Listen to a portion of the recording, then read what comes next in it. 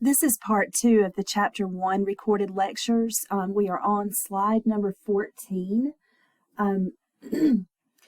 We are still going over some of the characteristics that all living organisms share. So as you can see here, one of the characteristics that living organisms share is homeostasis, and that is the maintenance of internal conditions within certain boundaries. So, sorry, let me make it bigger. All right, so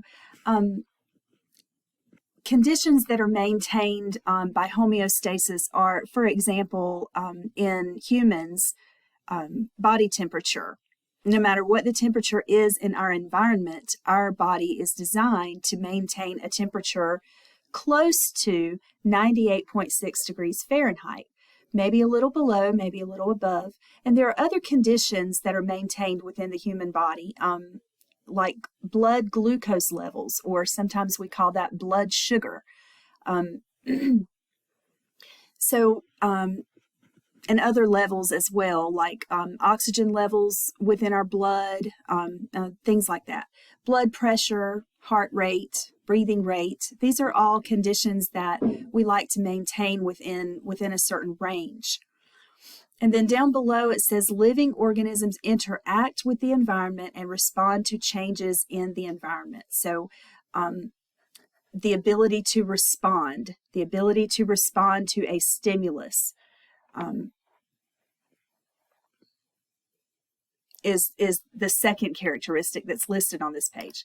Okay, then we have all living organisms must reproduce to maintain a population. So living things are capable of reproducing, making offspring that are similar to themselves.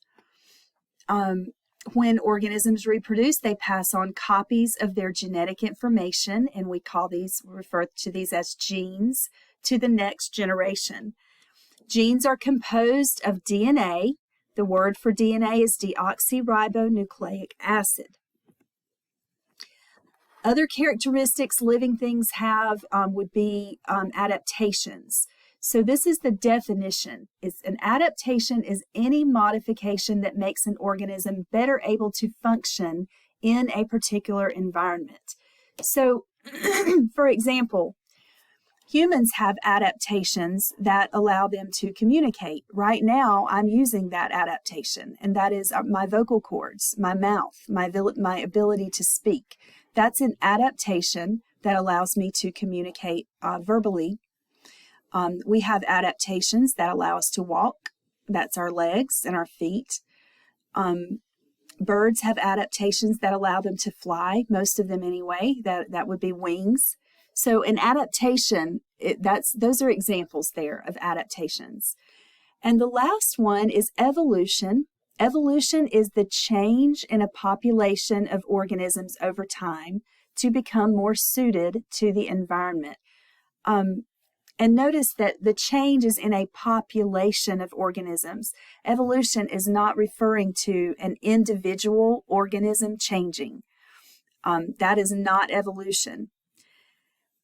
The change is within the characteristics of the organisms that make up the population. So, for example, let's see, you may have hundreds of years ago, if you looked at the gene for height in humans, you may have had the majority of humans were shorter. They weren't as tall as they are today. But the average height today, hundreds of years later, is taller.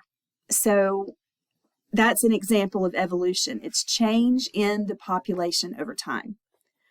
Okay.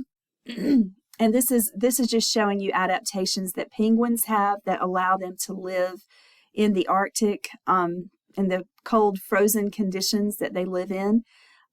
They are able to slide around on the ice on their fur that's coated with oil. They have wings that really don't serve to help them fly. They serve more as flippers and help them to balance. So adaptations help organisms to better survive in the environment that they live in. Now, section 1.2 is on evolution. So we're going to talk about natural selection. Natural selection is the evolutionary mechanism proposed by Charles Darwin, and it says that individuals with favorable traits produce the greater number of offspring that survive and reproduce. So individuals, we also call this survival of the fittest. Individuals that are more fit, that are better able to survive in their environment, are also the ones that tend to have offspring, and the offspring tend to share their characteristics. So basically, nature selects the individuals that are best able to survive in the environment. And by doing that, this increases the frequency of those favorable traits in the population. Mutations, which are changes in DNA or changes in genes, fuel natural selection. If we didn't have mutations, if we didn't have variations in traits or mutations, then we wouldn't have any traits to choose. Everyone would be the same. So the only way that natural selection can occur is if organisms are able to mutate and have variations in their traits. This is an example of natural selection in the plants that these deer eat. If you see up at the top, it says some plants within a population exhibit variation in leaf structure. So we have a plant that has hairy leaves, but it has 1 out of every 8 leaves are hairy, but then the other 7 out of every 8 leaves are smooth. And the deer prefers the smooth leaves. So what the deer is going to do is eat more of the smooth leaves, which means that the hairy leaves are more able to survive. So maybe in the next generation or two, we end up having more hairy leaves than we did in the original population of leaves. So now we've got really 4 out of 8 or 50% of the leaves that the deer have to eat are hairy. So they're going to continue to only want the smooth leaves. So in the next generation, we have even more hairy leaves. So natural selection has occurred. Our original population was primarily smooth leaves, and after a few generations, they're primarily hairy leaves because the hairy leaf trait is allowing those leaves to have a better chance to survive. So that's an example of natural selection, and it's an example of natural selection causing evolution in a population. All right, then we have the evolutionary tree of life, and we've got in the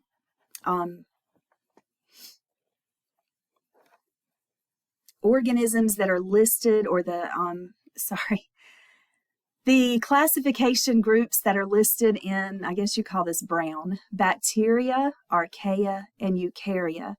These are the domains of living things. So bacteria and archaea and eukarya. And then in the eukarya, in the domain eukarya, we have the kingdoms Protista, Plantae, Fungi, and Animalia. So you will definitely need to be familiar. You need to know that the 3 domains of living things are bacteria, archaea, and eukarya, and then know the 4 kingdoms within the domain eukarya. So when we do this, when we talk about organisms and how they are grouped, how they are classified into different groups, this is taxonomy, the discipline of biology that identifies, names, and classifies organisms according to certain rules. And systematics is the study of evolutionary relationships between organisms. So both the systematics and taxonomy kind of work together. The categories that we classify living things in, if we start with least inclusive, that means the most specific, I guess you would say, the most specific category is the species. And then we have genus, family, order, class, phylum, kingdom, supergroup, and domain. And if you were to say it from most inclusive, which is the domain, down to least inclusive, it would be domain, supergroup, kingdom, phylum, class, order, family, genus, and species. Make sure you know the levels, the orders of classification, or the classification categories in order from domain all the way down to species. And I gave you a sentence that I completely made this up. We have not, in biology, we have not always used supergroup or domain. It's just been within the past few years that biology textbooks have been using domain and supergroup. It used to be kingdom, phylum, class, order, family, genus, species. So the sentence was, King Philip's cousin ordered 5 great steaks. So I made up a different one. And this you won't find this online anywhere because I literally made it up, and you can make up your own. But this sentence will help you remember the categories from domain all the way down to species. Did Super King Philip come over for goat stew? And if you look, so that lets you know domain, supergroup, kingdom, phylum, class, order, family, genus, and species. So if you look at the human, the domain is Eukarya. We are in the supergroup Opisthokonta, the kingdom Animalia. And by the way, this supergroup includes humans, includes all animals, it includes fungi, and it includes some of the Protista. Then we have the kingdom Animalia. We are in the phylum Chordata, basically, which consists mostly of vertebrates, which have a backbone. We're in the class Mammalia, which means that we have hair and mammary glands. We're in the order Primates, which means we have opposable thumbs. The family Hominidae, which includes all the other human beings. By the time you get to family, it only includes human beings and their direct ancestors. So no apes are in the family Hominidae except for humans. And then we're genus Homo, species Homo sapiens. And corn is Eukarya, Archaea plastida, Plantae, Anthophyta, Monocotyledon, Camelinales. I don't even know for family. Poaceae, and then Zea mays. For the classification. Make sure you know the classification levels from domain to species, and make sure you know all of the classification levels for the human. All right, now we have some notes on the different domains. The archaea and the bacteria are both unicellular prokaryotes. So that means they're single-celled organisms. Prokaryote means that they do not have a nucleus. They do have DNA, but it is not enclosed within a nucleus. And there's so many differences between archaea and bacteria. In fact, the archaea are really more closely related to eukarya than they are bacteria. But this is what they have in common. They're unicellular prokaryotes. The archaea tend to live in extreme environments, like very, very hot, very acidic, very salty, toxic substances in the environment. But bacteria tend to live everywhere, inside of our intestines, on our skin, in the soil, in the water. Then we have eukarya.